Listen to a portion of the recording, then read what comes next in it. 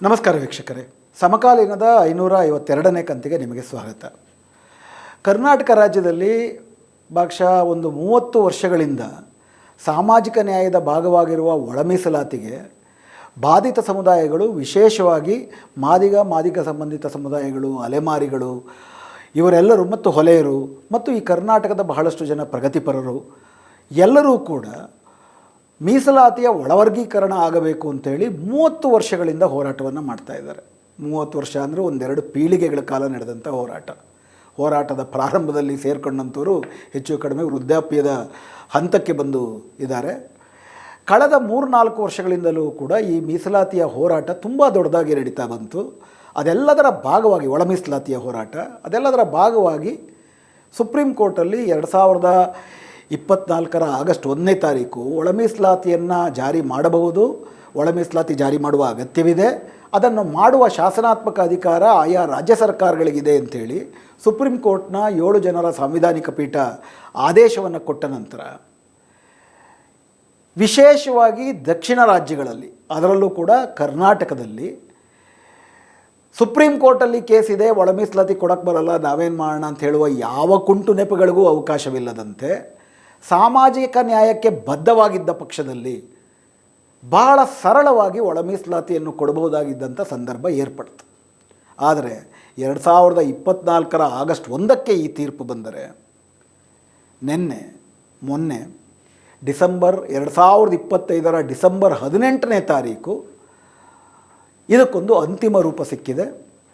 ಕರ್ನಾಟಕದ ಶಾಸನ ಸಭೆಯಲ್ಲಿ ಕರ್ನಾಟಕ ಅನುಸೂಚಿತ ಜಾತಿಗಳ ಒಳವರ್ಗೀಕರಣ ಕಾಯ್ದೆ 2025 ಒಂದು ಶಾಸನವಾಗಿ ಅಂಗೀಕೃತ ಆಗಿದೆ. ಆದರೆ ಶಾಸನವಾಗಿ ಅಂಗೀಕೃತವಾದಂಥ ಈ ಸಂದರ್ಭದಲ್ಲೂ ಕೂಡ ನಿಜವಾದ ನ್ಯಾಯವನ್ನು ಇದು ಒದಗಿಸಿದೆಯಾ? ಮೀಸಲಾತಿ ಅಂತಂದ್ರೇ ಯಾರ್ಯಾರು ಅಸಮಾನ ವರ್ಗಗಳಿದ್ದಾವೆ ಅವರನ್ನು ಪ್ರತ್ಯೇಕ ಗುಂಪಾಗಿ ಮಾಡಬೇಕು, ಅಸಮಾನರನ್ನು ಅಸಮಾನರಾಗಿಯೇ ಪರಿಗಣಿಸಬೇಕು, ಸಮಾನರನ್ನು ಸಮಾನರನ್ನಾಗಿ ಪರಿಗಣಿಸಬೇಕು. ಒಂದು ವರ್ಗ ಅಂತ ನೀವು ಕೆಲವು ಜಾತಿಗಳನ್ನು ಒಂದು ವರ್ಗದಲ್ಲಿ ಕ್ರೋಢೀಕರಿಸಿ ಅವ್ರಿಗೊಂದು ಮೀಸಲಾತಿಯನ್ನು ಕೊಟ್ಟರೆ ಆ ವರ್ಗದಲ್ಲಿ ಒಳಪಟ್ಟ ಜಾತಿಗಳ ನಡುವೆ ಒಂದು ಏಕರೂಪತೆ ಇರಬೇಕು, ಆ ಜಾತಿಗಳ ಒಳಗಡೆ ಏಕರೂಪತೆ ಇರಬೇಕು ಮತ್ತು ಆ ವರ್ಗ ಮತ್ತು ಮತ್ತೊಂದು ವರ್ಗದ ನಡುವೆ ಭಿನ್ನತೆಯೂ ಕೂಡ ಇರಬೇಕು. ಆ ಭಿನ್ನತೆ ಮತ್ತು ಏಕರೂಪತೆಗಳು ಸಾಮಾಜಿಕವಾಗಿ ಹಿಂದುಳಿದಿರುವಿಕೆಯ ಮಾನದಂಡದಲ್ಲಿ ಇರಬೇಕು. ಇದು ಸುಪ್ರೀಂ ಕೋರ್ಟಿನ ಆದೇಶ 2024 ಆಗಸ್ಟ್ 1ರ ಆದೇಶದಲ್ಲಿ ಸ್ಪಷ್ಟವಾಗಿ ಹೇಳಲ್ಪಟ್ಟಿರೋದು. ಅದರ ಭಾಗವಾಗಿದೆ ಕರ್ನಾಟಕದಲ್ಲಿ ಏನು 101 ಪರಿಶಿಷ್ಟ ಜಾತಿಗಳ ಸಮೂಹ ಇದೆ, ಇದರಲ್ಲಿ ಪ್ರತಿಯೊಂದು ಜಾತಿಗಳ ಸಾಪೇಕ್ಷವಾದಂಥ ಸಾಮಾಜಿಕ ಹಿಂದುಳಿದಿರುವಿಕೆ, ಅವರೆಲ್ಲರೂ ಹಿಂದುಳಿದವರೇ, ಅವರೆಲ್ಲರೂ ಅಸ್ಪೃಶ್ಯರೇ, ಯಾರನ್ನೂ ಕೂಡ ಯಾವೊಂದು ಸಮುದಾಯವನ್ನೂ ಕೂಡ SC ಪಟ್ಟಿಯಿಂದ ಆಚೆಗೆ ಹಾಕುವಂಥದ್ದು ಅಲ್ವೇ ಎಲ್ಲ ಹಾಕಕ್ಕೆ ಬರೋದು ಇಲ್ಲ, ಹಾಕಲೂಬಾರ್ದು. ಆದರೆ ಅದು ಸುಪ್ರೀಂ ಕೋರ್ಟ್ನ ಆದೇಶ. ಇದರ ಒಳಗಡೆ ಯಾವ್ಯಾವ ಜಾತಿಗಳು ಸಾಪೇಕ್ಷವಾಗಿ ಉಳಿದ ಜಾತಿಗಳಿಗಿಂತ ಹಿಂದುಳಿದಿದ್ದಾರೆ ಅಥವಾ ಮುಂದುವರೆದಿದ್ದಾರೆ, ಆ ಆಧಾರದಲ್ಲಿ ಏನು 17% ಮೀಸಲಾತಿ ಇಡೀ ಪರಿಶಿಷ್ಟ ಸಮುದಾಯದ 101 ಜಾತಿಗಳಿಗೆ ಅಂತ ಕೊಡಲಾಗುತ್ತೆ. ಅದರಲ್ಲಿ ಅತಿ ಹಿಂದುಳಿದವ್ರಿಗೆ ಎಷ್ಟು, ಮುಂದುವರೆದವ್ರಿಗೆ ಎಷ್ಟು, ಸಾಪೇಕ್ಷವಾಗಿ ಮುಂದುವರೆದವ್ರಿಗೆ ಎಷ್ಟು. ಯಾಕಂದರೆ ಸವರ್ಣೀಯರಿಗೆ ಹೋಲಿಸಿದ್ರೆ ಇದು ಎಲ್ಲಿರೋ ಯಾವ ವರ್ಗಗಳು ಕೂಡ ಮುಂದುವರೆದಿರೋರಲ್ಲ, ಅವರುಗಳ ನಡುವೆ ಹೋಲಿಕೆ ಮಾಡಿದ್ರೆ ಎಷ್ಟು ಮುಂದುವರೆದಿರೋರನ್ನ ಆಧರಿಸಿ ಸಾಪೇಕ್ಷ ಹಿಂದುಳಿದಿರುವಿಕೆ, ಸಾಪೇಕ್ಷ ಮುಂದುವರಿಯುವಿಕೆಯನ್ನು ಮಾನದಂಡವಾಗಿ ಇಟ್ಕೊಂಡು ಅದರ ಬಗ್ಗೆ ಎಂಪಿರಿಕಲ್ ಸ್ಟಡಿ ಮಾಡಿ, ತಳಮಟ್ಟದ ಅಧ್ಯಯನವನ್ನು ಮಾಡಿ ಎಷ್ಟರ ಮಟ್ಟಿಗೆ ಸಾಮಾಜಿಕವಾಗಿ ಹಿಂದುಳಿದಿದ್ದಾರೆ, ಎಷ್ಟರ ಮಟ್ಟಿಗೆ ಅಸ್ಪೃಶ್ಯತೆಯನ್ನು ಅನುಭವಿಸೋದರಲ್ಲಿ ತಾರತಮ್ಯ ಇದೆ, ಶೈಕ್ಷಣಿಕವಾಗಿ ಎಷ್ಟು ಹಿಂದುಳಿದಿದ್ದಾರೆ, ಆಡಳಿತದಲ್ಲಿ ಎಷ್ಟು ಬಗೆಯ ಪ್ರಾತಿನಿಧ್ಯವನ್ನು ಪಡೆದಿದ್ದಾರೆ, ಆರ್ಥಿಕವಾದಂಥ ಸವಲತ್ತುಗಳು ಯಾರ್ಯಾರಿಗೆ ಎಷ್ಟೆಷ್ಟಿದೆ, ಇವುಗಳೆಲ್ಲವನ್ನೂ ಕೂಡ ಕ್ರೋಢೀಕರಿಸಿ ಅವುಗಳಿಗೆ ಪ್ರತಿಯೊಕ್ಕೂ ಕೂಡ ಒಂದೊಂದು ಇಂಡೆಕ್ಸನ್ನು ಕೊಟ್ಟು ಒಟ್ಟಾರೆಯಾಗಿ 5-6 ಅಂಶಗಳನ್ನು ಇಟ್ಟುಕೊಂಡು ನೋಡಿದಾಗ ಯಾವ್ಯಾವ ಜಾತಿಗಳು ಸಾಪೇಕ್ಷವಾಗಿ ಎಷ್ಟು ಹಿಂದುಳಿದಿವೆ, ಅವರ ಜನಸಂಖ್ಯೆಗೆ ಅನುಗುಣವಾಗಿ ಯಾವ ಪ್ರಮಾಣ ಯಾವುದರಲ್ಲಿ ವರ್ಗೀಕರಿಸಬಹುದು ಅನ್ನೋದಕ್ಕೆ ಸಾಮಾಜಿಕ ಶೈಕ್ಷಣಿಕ ಹಿಂದುಳಿಯುವಿಕೆಯಲ್ಲಿರುವ ಏಕರೂಪತೆ ಮತ್ತು ಭಿನ್ನತೆ ಎಷ್ಟು ಪ್ರಮಾಣವನ್ನು ಕೊಡಬೇಕು ಅನ್ನೋದಕ್ಕೆ ಒಂದಷ್ಟು ಮಟ್ಟಿಗೆ ಜನಸಂಖ್ಯೆಯನ್ನು ಕೂಡ ಮಾನದಂಡದಲ್ಲಿಟ್ಕೊಂಡು ಕೊಡಬೇಕು ಅಂತಾಗಿತ್ತು. ಅದರ ಭಾಗವಾಗಿಯೇ ಕರ್ನಾಟಕದಲ್ಲೂ ಕೂಡ ಪ್ರಕ್ರಿಯೆ ಪ್ರಾರಂಭ ಆಗಬೇಕಾಗಿತ್ತು. ನಿಮ್ಮೆಲ್ಲರಿಗೂ ಕೂಡ ಗೊತ್ತಿದೆ, ಒಳ ಮೀಸಲಾತಿಯ ಆದೇಶ ಬಂದ ನಂತರವೂ ಕೂಡ ಕಾಂಗ್ರೆಸ್ ಸರ್ಕಾರದ ಹೈಕಮಾಂಡ್ಗಳು ಇದರ ಬಗ್ಗೆ ಸೂಕ್ತವಾದಂಥ ನಿರ್ಧಾರ ತೆಗೆದುಕೊಳ್ಳೋದಕ್ಕೆ 3 ತಿಂಗಳಿಗೂ ಹೆಚ್ಚು ಕಾಲ ತಗೊಂಡು ಇದನ್ನು ಪ್ರಾರಂಭದಲ್ಲಿ ಸಿದ್ದರಾಮಯ್ಯನವರು ಮತ್ತು ತೆಲಂಗಾಣದ ಮುಖ್ಯಮಂತ್ರಿ ರೇವಂತ್ ರೆಡ್ಡಿ ಕಾಂಗ್ರೆಸ್ನ ಮುಖ್ಯಮಂತ್ರಿಗಳಿಬ್ಬರೂ ಕೂಡ ನಮ್ಮ ರಾಜ್ಯದಲ್ಲೇ ಪ್ರಥಮವಾಗಿ ಅನುಷ್ಠಾನಕ್ಕೆ ತಂದುಬಿಡ್ತೀವಿ ಅಂತಂದರು. ಆದರೆ ಕಾಂಗ್ರೆಸ್ಸಿನ ಹೈಕಮಾಂಡು ಇಲ್ಲ, ಅವರೆಲ್ಲ ಹಂಗೆ ತೀರ್ಮಾನ ತೆಗೆದುಕೊಳ್ಳೋಕೆ ಬರೋದಿಲ್ಲ, ನಾವು ಮಲ್ಲಿಕಾರ್ಜುನ ಖರ್ಗೆ ಅವರ ನೇತೃತ್ವದಲ್ಲಿ ಒಂದು ಸಮಿತಿಯನ್ನು ಮಾಡ್ತೀವಿ, ಆ ಸಮಿತಿ ಏನು ತೀರ್ಪು ಕೊಡುತ್ತೋ ಅದರ ಭಾಗವಾಗಿ ಎಲ್ಲರೂ ಕೂಡ ನಡ್ಕೊಳ್ಬೇಕಾಗತ್ತೆ ಅಂತೇಳಿ ಗೋಡೆ ಮೇಲೆ ಕೂತ್ಕೊಂಡಂಥ ಒಂದು ಅಭಿಪ್ರಾಯವನ್ನು ಕೊಟ್ಟರು. ಇನ್ಫ್ಯಾಕ್ಟ್ ಸುಪ್ರೀಂ ಕೋರ್ಟ್ನ ಆದೇಶ ಬಂದ ಮೇಲೂ ಕೂಡ ಬಾಧಿತ ಸಮುದಾಯಗಳು ಇನ್ನೊಂದು ಸುತ್ತು ಬೃಹತ್ ಹೋರಾಟವನ್ನು ಕರ್ನಾಟಕದಲ್ಲಿ ಮಾಡಬೇಕಾಗಿ ಬಂತು. ಒಂದು ಕಡೆ ಆಂಧ್ರ ಪ್ರದೇಶದಲ್ಲಿ ಮತ್ತು ತೆಲಂಗಾಣದಲ್ಲಾದರೆ ಕಾಂಗ್ರೆಸ್ ಸರ್ಕಾರವೇ ಬಹಳ ವೇಗವಾಗಿ ಅದನ್ನು ಅನುಷ್ಠಾನಕ್ಕೆ ಮಾಡುವ ಕಡೆ ಆಯೋಗವನ್ನು ಮಾಡಿ ಅನುಷ್ಠಾನದ ಕಡೆ ಹೋಯಿತು. ನಮ್ಮಲ್ಲಿ ಇನ್ನೊಂದು ಸುತ್ತಿನ ಹೋರಾಟ ಬೇಕಾಗಿ ಬಂತು. ಅದಕ್ಕೆ ಪ್ರಧಾನವಾದಂಥ ಕಾರಣ ಕಾಂಗ್ರೆಸ್ ಪಕ್ಷದೊಳಗಡೆ ಇರುವಂತಹ ಬಲಿಷ್ಠ ಸಮುದಾಯಗಳ, ಪರಿಶಿಷ್ಟರೊಳಗಿರುವ ಬಲಿಷ್ಠರು ಹಾಗೂ ಇಡೀ ಸಮಾಜದ ಬಲಿಷ್ಠರು. ಯಾಕಂದರೆ ನೋಡಿದ್ದೀವಿ, ಜಾತಿ ಜನಗಣತಿಯನ್ನು ಕೂಡ ಹೆಂಗೆ ನೆನೆಗುದಿಗೆ ಸರಿಸ್ಬಿಟ್ರು. ಕಾಂಗ್ರೆಸ್ನ ಒಳಗಡೆನೇ ಇರುವ ಬಲಾಢ್ಯ ಸಮುದಾಯಗಳು ಅಂತ ನೋಡ್ತೀವಿ. ಒಳ ಮೀಸಲಾತಿಯ ಬಗ್ಗೆಯೂ ಕೂಡ ಅದೇ ಬಗೆಯ ಅಡ್ಡಿಗಳು ಪದೇ ಪದೇ ಬರ್ತಾ ಹೋಯಿತು. ಇದರ ಬಗ್ಗೆ ಒಂದು ಸಮಿತಿಯನ್ನು ನೇಮಕ ಮಾಡ್ತೀವಿ ಅಂತ ತೀರ್ಮಾನಕ್ಕೆ ಬರೋದಕ್ಕೇ ಆದೇಶ ಬಂದಾದಮೇಲೆ 2 ತಿಂಗಳು ಬೇಕಾಯಿತು. ಅಕ್ಟೋಬರಲ್ಲಿ ನಾಗಮೋಹನ್ ದಾಸ್ ಸಮಿತಿಯವರ ನೇಮಕ ಆದರು. ನವೆಂಬರ್ನಲ್ಲಿ ಅದರ ಬಗ್ಗೆ ಆದೇಶ ಹೊರಟು ಜನವರಿಯ ನಂತರ ಅವ್ರಿಗೆ ಸೌಕರ್ಯಗಳನ್ನು ಕಲ್ಪಿಸ್ಕೊಟ್ಟು ಅದಾದ ನಂತರ ಅವರು ಅಧ್ಯಯನ ಪ್ರಾರಂಭ ಮಾಡಿದ್ರು. ಆದರೆ ಕರ್ನಾಟಕಕ್ಕೆ 2 ವಿಶಿಷ್ಟವಾದಂಥ ಸಮಸ್ಯೆಗಳಿತ್ತು. ಒಂದು, ಬೇರೆ ಯಾವುದೇ ರಾಜ್ಯದಲ್ಲಿ ಇರದೇ ಇರೋ ಹಾಗೆ ನಮ್ಮ ರಾಜ್ಯದಲ್ಲಿ ಮಾತ್ರ ಲಂಬಾಡಿ, ಕೊರಮ, ಕೊರಚ ಮತ್ತು ಬೋವಿ ಸಮುದಾಯಗಳು ಸಾಪೇಕ್ಷವಾಗಿ ಅವ್ರನ್ನ 1950ರಲ್ಲೇ ಸೇರಿಸಿದ್ರು. ಪರಿಶಿಷ್ಟ ಸಮುದಾಯಗಳಿಗೆ ಸೇರಬೇಕಾದ್ರೆ ಅಸ್ಪೃಶ್ಯತೆಯೇ ಮಾನದಂಡ ಆಗಿರಬೇಕು ಅನ್ನುವಂಥದ್ದು ಸಾರ್ವತ್ರಿಕವಾಗಿ ಅನುಸರಿಸಿದಂಥ ನಿಯಮ. ಆದರೆ ಮಹಾರಾಜರ ಕಾಲದಲ್ಲಿ ಈ ಸಮುದಾಯಗಳು ಕೂಡ ಹೆಚ್ಚು ಕಡಿಮೆ ಅದೇ ರೀತಿ ಇಲ್ಲಿ ಜೀವನ ನಡೆಸ್ತೀವಿ ಅನ್ನುವಂಥ ರೀತಿಯ ಅಭಿಪ್ರಾಯಕ್ಕೆ ಬಂದು ಅವರನ್ನು ಕೂಡ, ಅಂದರೆ ಸ್ಪೃಶ್ಯ ಸಮುದಾಯಗಳನ್ನು ಕೂಡ ಪರಿಶಿಷ್ಟ ಸಮುದಾಯದ ಒಳಗಡೆ ಸೇರಿಸಿದ್ರು. ಅದಲ್ಲದಿರ ಇನ್ನು ಹೊಸದಾಗಿ ಬಂದದ್ದೇನಪ್ಪ ಅಂದರೆ, ಕರ್ನಾಟಕದಲ್ಲಿ AKAAD, ಆದಿ ದ್ರಾವಿಡ, ಆದಿ ಕರ್ನಾಟಕ ಮತ್ತು ಆದಿ ಆಂಧ್ರ ಅನ್ನುವ ಜಾತಿಗಳ ಒಕ್ಕೂಟದ ಹೆಸರಿದ್ದಾವೆ. ಇದು ತನ್ನಂತೆ ತಾನೇ ಒಂದು ಜಾತಿಯಲ್ಲ. ಕೆಲವು ಕಡೆ ಆದಿ ದ್ರಾವಿಡ ಅನ್ನೋರು ಹೊಲೆಯರಾಗಿರ್ತಾರೆ, ಕೆಲವು ಕಡೆ ಮಾದಿಗರಾಗಿರ್ತಾರೆ, ಅದೇ ರೀತಿ ಆದಿ ದ್ರಾವಿಡ ಅನ್ನೋರು ಕೂಡ. ಹೀಗಾಗಿ ಹೊಲೆಯರದು ಎಷ್ಟು ಜಾತಿ, ಮಾದಿಗರದು ಎಷ್ಟು ಜಾತಿ ಅಂತ ಅಂದ್ಬಿಟ್ಟು ಪತ್ತೆ ಹಚ್ಚಬೇಕು ಅಂತಂದರೆ ಆದಿ ಕರ್ನಾಟಕ, ಆದಿ ದ್ರಾವಿಡ, ಆದಿ ಆಂಧ್ರ ಜಾತಿನಲ್ಲಿ ವರ್ಗೀಕರಣಗೊಳ್ಳಲ್ಪಟ್ಟವರು ಕೂಡ ತಮ್ಮ ಮೂಲ ಜಾತಿಯನ್ನು ನೋಂದಾಯಿಸ್ಕೊಳ್ಬೇಕಾಗಿತ್ತು. ಹೀಗಾಗಿ ಅವ್ರನ್ನೆಲ್ಲರನ್ನೂ ಪತ್ತೆ ಹಚ್ಚಿ ಯಾರ್ಯಾರ ಜನಸಂಖ್ಯೆ ಎಷ್ಟಿದೆ, ಆಡಳಿತಾತ್ಮಕವಾಗಿ ಪ್ರಾತಿನಿಧ್ಯ ಎಷ್ಟಿದೆ, ಹಿಂದುಳಿದಿರುವಿಕೆ ಎಷ್ಟಿದೆ, ಸೆನ್ಸಸ್ ಕೂಡ ಇನ್ನೂ ಆಗಿಲ್ಲ, ಈ ಎಲ್ಲ ಒಂದು ಅಡ್ಡಿ ಆತಂಕಗಳಿಟ್ಕೊಂಡೆ ಇದ್ದಿದ್ದರಲ್ಲೇ ಅದರ ಬಗ್ಗೆ ಅಧ್ಯಯನ ಮಾಡುವುದಕ್ಕೆ ನಾಗಮೋಹನ್ ಸಮಿತಿ ಮುಂದುವರಿಯುತ್ತೆ. ನಾಗಮೋಹನ್ ದಾಸ್ ಸಮಿತಿ ಇದರ ಬಗ್ಗೆ ಅಧ್ಯಯನ ಮಾಡಿ ಒಂದು ಬಗೆಯ ಸರ್ವೆಯನ್ನು ಕೂಡ ಮಾಡಿ ಹೆಚ್ಚು ಕಡಿಮೆ 90% ಭಾಗದ ಸರ್ವೆಯನ್ನು ಕೂಡ ಮಾಡಿ, ಪರಿಶಿಷ್ಟ ಸಮುದಾಯಗಳ ಸರ್ವೆಯನ್ನು ಮಾಡಿ, ಸಾಮಾಜಿಕ ಸ್ಥಿತಿಗತಿಗಳ ಸರ್ವೆಯನ್ನು ಮಾಡಿ 2025 ಆಗಸ್ಟ್ 4ರಂದು ತನ್ನ ವರದಿಯನ್ನು ಕೊಡುತ್ತೆ. ಆ ವರದಿನಲ್ಲಿ ಅತ್ಯಂತ ಹಿಂದುಳಿದ ಅಲೆಮಾರಿ ಸಮುದಾಯಗಳು, ಅಸ್ಪೃಶ್ಯ ಅಲೆಮಾರಿ ಸಮುದಾಯಗಳು, 59 ಸೂಕ್ಷ್ಮ ಮತ್ತು ಅತಿ ಸೂಕ್ಷ್ಮ ಅಲೆಮಾರಿ ಸಮುದಾಯಗಳು, ಅವರ ಒಟ್ಟಾರೆ ಜನಸಂಖ್ಯೆ 5.5 ಲಕ್ಷ, ಅವರುಗಳಿಗೆ 1% ಪ್ರತ್ಯೇಕ ಮೀಸಲಾತಿ, ಮಾದಿಗ ಮತ್ತು ಮಾದಿಗ ಸಂಬಂಧಿತ ಸಮುದಾಯಗಳಿಗೆ 6% ಮೀಸಲಾತಿ, ಹೊಲೆಯ ಮತ್ತು ಹೊಲೆಯ ಸಂಬಂಧಿತ ಸಮುದಾಯಗಳಿಗೆ 4% ಮೀಸಲಾತಿ, ಲಂಬಾಣಿ, ಕೊರಮ, ಕೊರಚ ಸಮುದಾಯಗಳಿಗೆ 4%, ಹಾಗೂ ಕರ್ನಾಟಕದಲ್ಲಿ ವಿಶೇಷ ಸಂದರ್ಭ ಏನು ಏರ್ಪಡ್ತಪ್ಪ ಅಂತಂದರೆ, ಆದಿ ಕರ್ನಾಟಕ, ಆದಿ ದ್ರಾವಿಡ ಮತ್ತು ಆದಿ ಆಂಧ್ರ ಅಂತ ಏನು ತಮ್ಮ ಹೆಸರನ್ನು ಮೊದಲು ನೋಂದಾಯಿಸ್ಕೊಂಡಿದ್ರು, ಅವರು ಎಲ್ಲರೂ ಕೂಡ ತಮ್ಮ ಒಟ್ಟಾರೆ ಜಾತಿ ಹೆಸರುಗಳನ್ನ ಹೇಳಲಿಲ್ಲ. ಅದೇ ಹೆಸರಿನಲ್ಲೇ ತಮ್ಮ ಹೆಸರನ್ನು ನೋಂದಾಯಿಸ್ಕೊಳ್ಳೋದಕ್ಕೆ ಅವರು ಮುಂದಾದರು. ಅಂಥ ಒಂದು 5 ಲಕ್ಷ ಜನರನ್ನು ಪ್ರತ್ಯೇಕವಾಗಿ ಒಂದು ವರ್ಗ ಅಂತ ಮಾಡಿ ಅವ್ರಿಗೆ 1% ಮೀಸಲಾತಿಯನ್ನು ಕೊಟ್ಟರು. ಇವುಗಳ ನಡುವೆ ವರ್ಗೀಕರಣ ಆಗಬೇಕಾದ್ರೆ ಸಾಮಾಜಿಕ ಹಿಂದುಳಿದಿರುವಿಕೆಯ ಒಟ್ಟಾರೆ, ನಾನು ಈಗಾಗಲೇ ಹೇಳಿದಂಗೆ 5 ಅಂಶಗಳು: ಆರ್ಥಿಕ ಹಿಂದುಳಿದಿರುವಿಕೆ, ಸಾಮಾಜಿಕ ಹಿಂದುಳಿದಿರುವಿಕೆ, ಶೈಕ್ಷಣಿಕ ಹಿಂದುಳಿದಿರುವಿಕೆ ಮತ್ತು ಆಡಳಿತಾತ್ಮಕ ಪ್ರಾತಿನಿಧ್ಯ, ಇವೆಲ್ಲವನ್ನೂ ಕೂಡ ಕ್ರೋಢೀಕರಿಸಿ ಅದಕ್ಕೆ ಒಂದು ಸೂಚ್ಯಂಕಗಳನ್ನು ಕೊಟ್ಟು ಅದರ ಬಗ್ಗೆ ಅಧ್ಯಯನ ಮಾಡಿದಾಗ ಅತ್ಯಂತ ಹಿಂದುಳಿದ ಗುಂಪು, ಹೆಚ್ಚು ಹಿಂದುಳಿದವರು ಹಾಗೂ ಸ್ವಲ್ಪ ಹಿಂದುಳಿದವರು, ಎಲ್ಲರೂ ಹಿಂದುಳಿದವರೇ.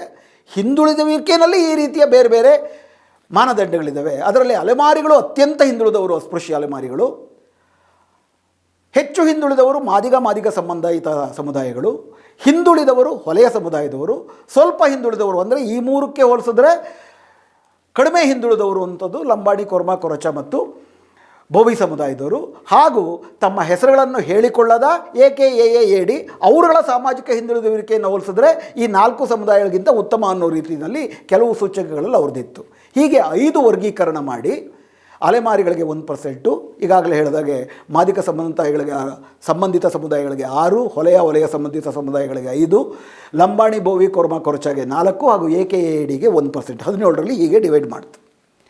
ಮೇಲ್ನೋಟಕ್ಕೆ ಇದಕ್ಕೆ ಅನುಸರಿಸಿದಂಥ ಮಾನದಂಡಗಳು ಅತ್ಯಂತ ಇರುವಷ್ಟು ವಿಷಯದಲ್ಲಿ, ಅಂದರೆ ಕೆಲವು ಜಾತಿಗಳು ಹೊಲೆಯ ಜಾತಿನಲ್ಲಿರಬೇಕಾದದ್ದು ಮಾದಿಗ ಜಾತಿನಲ್ಲಿ ಹೊಲೆಯ, ಈಗ ಆಕ್ಷೇಪಣೆಗಳು ಬಂದು ಅವುಗಳಲ್ಲಿ ಸಣ್ಣ ಪುಟ್ಟ ಕರೆಕ್ಷನ್ ಮಾಡ್ಬೋದಾಗಿತ್ತು. ಒಟ್ಟಾರೆಯಾಗಿ ನೀವು ನೋಡಿದ್ರೆ ಅತ್ಯಂತ ಹಿಂದುಳಿದವರು, ಅತಿ ಹಿಂದುಳಿದವರು, ಸ್ವಲ್ಪ ಹಿಂದುಳಿದವರು ಅನ್ನೋ ವರ್ಗೀಕರಣ ಸಾಮಾಜಿಕ ಹಿಂದುಳಿಯುವಿಕೆಯ ಮಾನದಂಡ ಸುಪ್ರೀಂ ಕೋರ್ಟ್ನ ಮಾನದಂಡದ ಅನುಸಾರವಾಗಿತ್ತು. ಆದರೆ ಇದರ ವಿರುದ್ಧ ದೊಡ್ಡದಾದಂಥ ಒಂದು ಚಳುವಳಿ ಸಮುದಾಯದಲ್ಲೇ ಇರುವಂತಹ ಬಲಿಷ್ಠ ಶಕ್ತಿಗಳು ಶುರು ಮಾಡಿದ್ರು.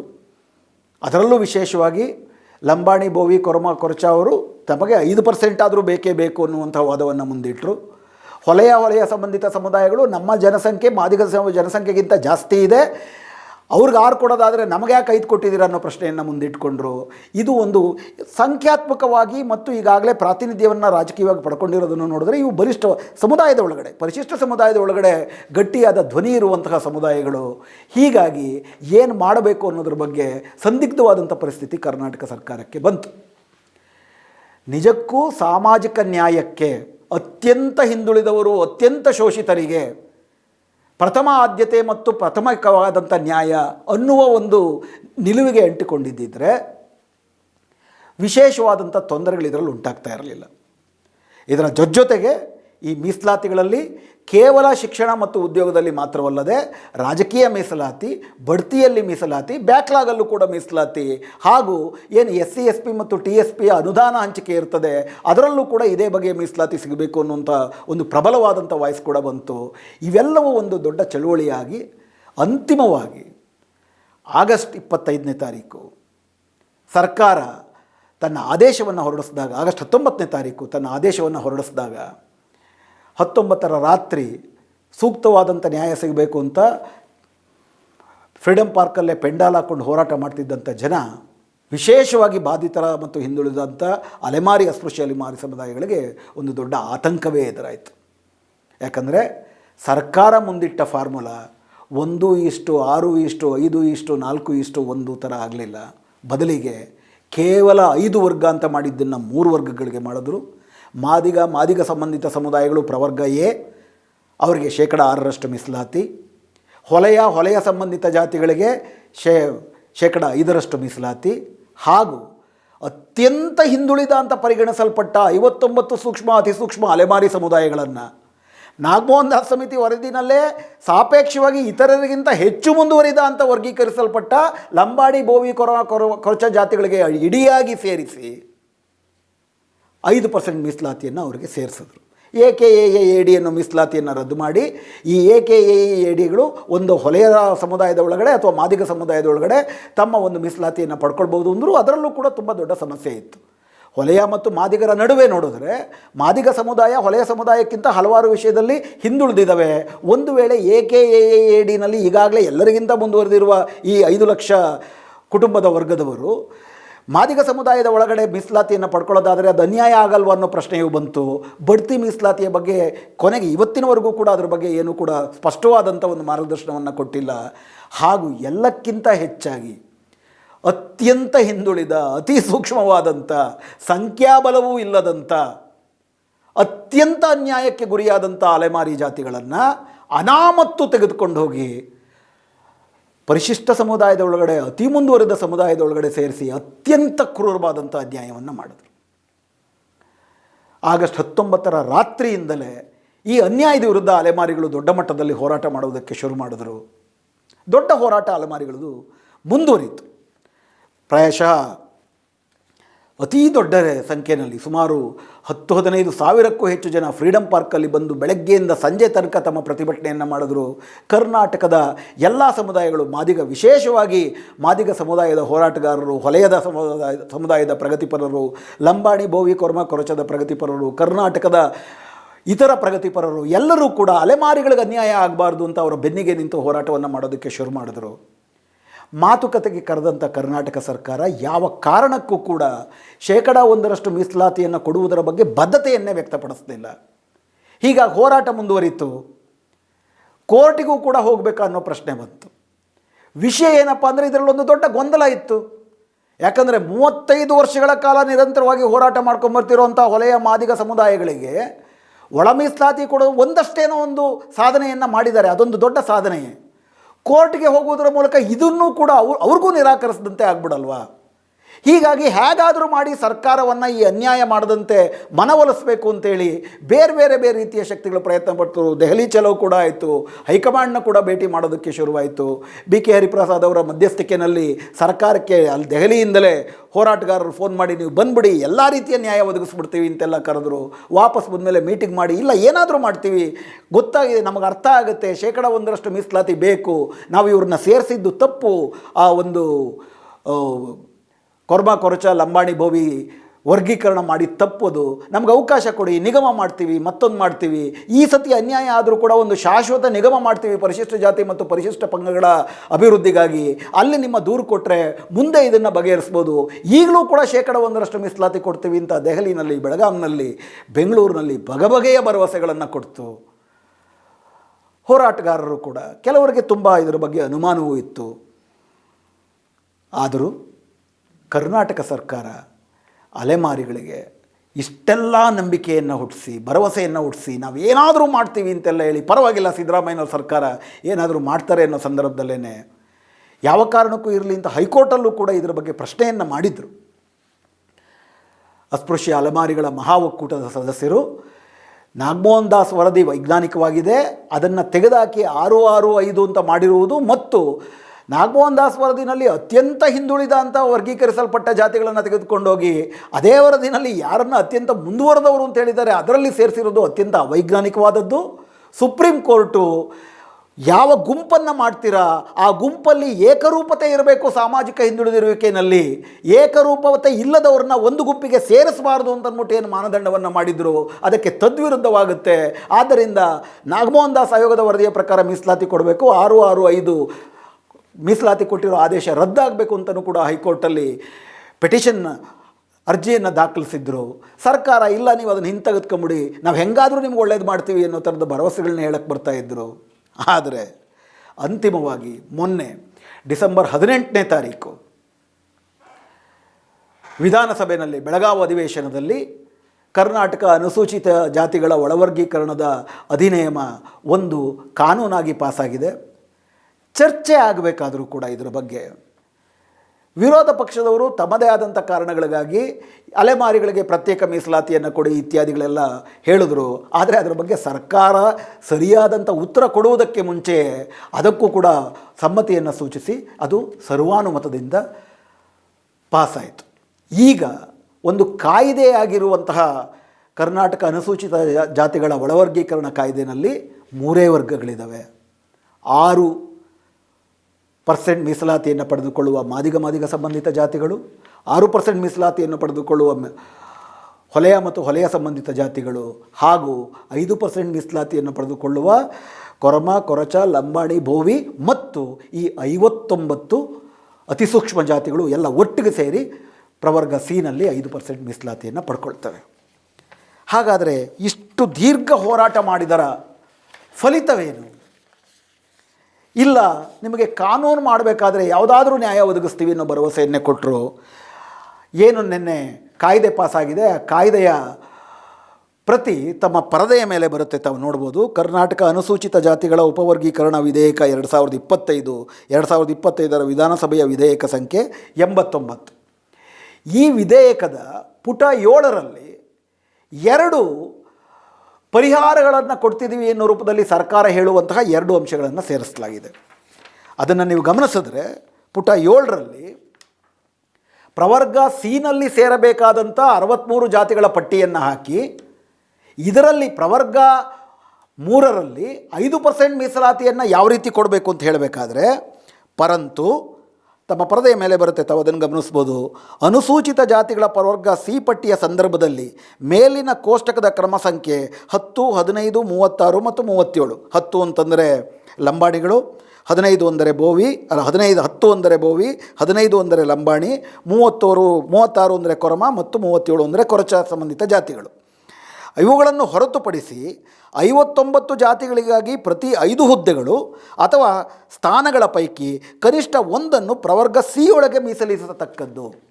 ಅಂದರೆ ಪ್ರವರ್ಗ ಸಿ ಒಳಗಡೆ 5 ಮೀಸಲಾತಿ ಅವಕಾಶ ಸಿಕ್ತು ಅಂದರೆ ಅದರಲ್ಲಿ ಒಂದು ಈ 59 ಜಾತಿಗಳಲ್ಲಿ ಸಿಕ್ಕವರಿಗೆ ಒಬ್ರಿಗೆ ಕೊಡಬೇಕು ಅಂಥೇಳಿ ನೋಡಿ. ಒಳ ಮೀಸಲಾತಿ ಒಳಗಡೆ ಒಂದು ಒಳ ಮೀಸಲಾತಿಯನ್ನು ನಾವಲ್ಲಿ ಮಾಡಿದ್ದೀವಿ, ಅಲ್ಲಿ ನಿಮಗೆ ಅಲೆಮಾರಿಗಳಿಗೆ ಸಿಗುತ್ತೆ ಅನ್ನುವಂಥದ್ದೊಂದು ಮೂಗಿಗೆ ತುಪ್ಪನೆಲ್ಲ ಕಾರನ್ಸವರಿದ್ದಾರೆ. ಇದು ಹೇಗೆ ಅಂತ ನಂತರ ಮಾತಾಡೋಣ. ಅದರ ನಂತರದಲ್ಲಿ 9ನೇ ಪ್ಯಾರಾಗ್ರಾಫ್ನಲ್ಲಿ ಉಪವರ್ಗೀಕರಣದ ಶೇಕಡಾವಾರು ಮೀಸಲಾತಿ ಪ್ರಮಾಣದಲ್ಲಿ ಮಾರ್ಪಾಡು. ಸರ್ಕಾರದಿಂದ ಹೊಸ ದತ್ತಾಂಶ ಅಥವಾ ಮಾಹಿತಿಯನ್ನು ಸ್ವೀಕರಿಸಿದ ತರುವಾಯ ದತ್ತಾಂಶವನ್ನು ವಿಶ್ಲೇಷಿಸಲು ಮತ್ತು ಅಗತ್ಯವಿದ್ದಲ್ಲಿ ಅನುಸೂಚಿತ ಜಾತಿಗಳ ಸದಸ್ಯರಿಗೆ ಅವಶ್ಯಕ ಮಾರ್ಪಾಡುಗಳನ್ನು ಶಿಫಾರಸು ಮಾಡಲು ಕರ್ನಾಟಕ ರಾಜ್ಯ ಅನುಸೂಚಿತ ಜಾತಿಗಳು ಮತ್ತು ಅನುಸೂಚಿತ ಬುಡಕಟ್ಟುಗಳ ಆಯೋಗಕ್ಕೆ ಕಳುಹಿಸತಕ್ಕದ್ದು. ನೋಡಿ, ನಿಮಗೆ ನ್ಯಾಯ ಮಾಡ್ತೀವಿ, ಈಗಾಗಲಿಲ್ಲ ಅಂದರೂ ಕೂಡ ಮುಂದೆ ಹೊಸ ದತ್ತಾಂಶ ಬಂದರೆ ಅದನ್ನು ಆಧರಿಸಿ ಬೇರೆ ರೀತಿ ನಾವು ಮಾರ್ಪಾಡು ಮಾಡ್ತೀವಿ ಅಂತ ಹೇಳಿದರೆ ಇದನ್ನು ಇವೆರಡನ್ನು ಕೂಡ ಚರ್ಚೆ ಮಾಡುವ ಅಗತ್ಯ ಇದೆ.